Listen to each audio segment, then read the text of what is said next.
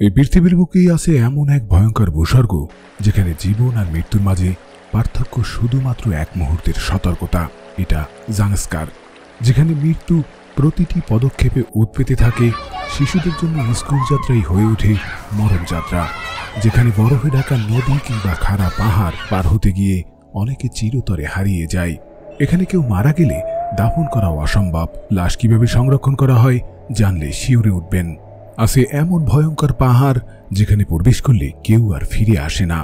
সবচেয়ে ভয়ঙ্কর হলো সেই কাঠ বিক্রির যাত্রা, যেখানে জীবন বাজি রেখে দুর্গম পর্বত আর গিরিখাত পার হতে হয় জীবিকার সন্ধানে। একবার পা ফসকালেই নিশ্চিত মৃত্যু।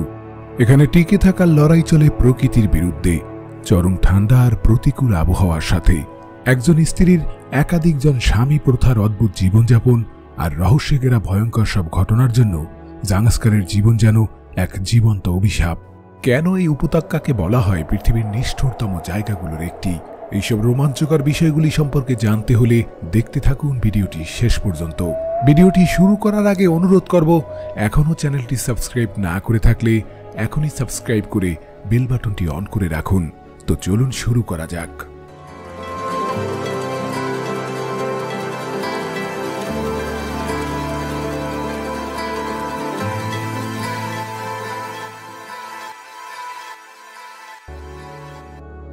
জাংস্কারের কঠোর শীত আর বরফাচ্ছন্ন পরিবেশে মৃতদেহ সমাধিস্থ করা এক বিশাল চ্যালেঞ্জ। এখানে মাটি বছরের 6 মাস জমে থাকে কঠিন পাথরের মতো, যেখানে কবর খোঁড়া প্রায় অসম্ভব। আপনার মনে প্রশ্ন জাগতেই পারে, তাহলে কেউ মারা গেলে তাকে কি করা হয়? স্থানীয়রা বিশ্বাস করে মৃত্যু শুধু দেহের শেষ, আত্মা থেকে যায়। তাই মৃতদেহকে বরফে ঢেকে রাখা হয় বা পাহাড়ের নির্জন স্থানে রেখে দেওয়া হয়, যাতে প্রকৃতি তাকে নিজের মতো গ্রহণ করতে পারে। অনেক সময় শকুন ও অন্যান্য প্রাণীরা দেহকে গ্রাস করে, যা তাদের বিশ্বাস অনুযায়ী আত্মার মুক্তির পথ। কেউ কেউ আবার মৃতদেহকে পোড়ানোর চেষ্টা করে, তবে কাঠের অভাব এই কাজকে যথেষ্ট কঠিন করে তোলে। তুষারের রাজ্যে যেখানে জীবন টিকে থাকাই এক যুদ্ধ, সেখানে মৃত্যু যেন আরও বড় এক রহস্য। এই কঠিন বাস্তবতা দেখলে সত্যিই শিহরণ জাগে। জাংস্কারের মানুষ কেবল জীবন যুদ্ধে নয়, মৃত্যুর সঙ্গেও প্রতিনিয়ত লড়াই করে চলছে। বরফে মোড়া হিমালয়ের দুর্গম উপত্যকায় বাস করে এই জাংস্কার জাতিগোষ্ঠী। শত শত বছর ধরে তারা কঠোর প্রকৃতির সঙ্গে যুদ্ধ করে টিকে আছে। বিশ্বাস করা হয় তারা তিব্বতী বৌদ্ধধর্মের অনুসারী এবং একসময় তিব্বতের অংশ ছিল।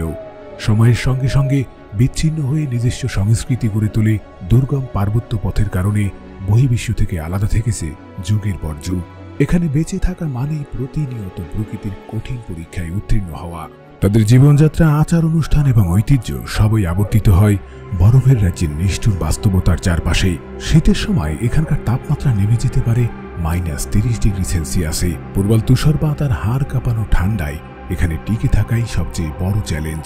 শীতকালীন মাসগুলোতে চারদিক ঢাকা পড়ে বরফের চাদরে, আর বাইরের পৃথিবীর সঙ্গে যোগাযোগ প্রায় অসম্ভব হয়ে যায়। গ্রীষ্মকালে কিছুটা উষ্ণতা ফিরে এলেও তখন আবার হিমবাহ গলে ভয়ঙ্কর স্রোত নামে এখানকার নদীগুলোতে। বাতাসে থাকে অক্সিজেনের স্বল্পতা, যা বহিরাগতদের জন্য যথেষ্ট বিপজ্জনক। বছরের বেশিরভাগ সময় এই কঠোর প্রকৃতির সঙ্গে লড়াই করেই কাটে এখানকার মানুষের জীবন। এখানে বসবাস করা যেন প্রকৃতির অগ্নি পরীক্ষায় উত্তীর্ণ হওয়ার মতোই কঠিন পরীক্ষা।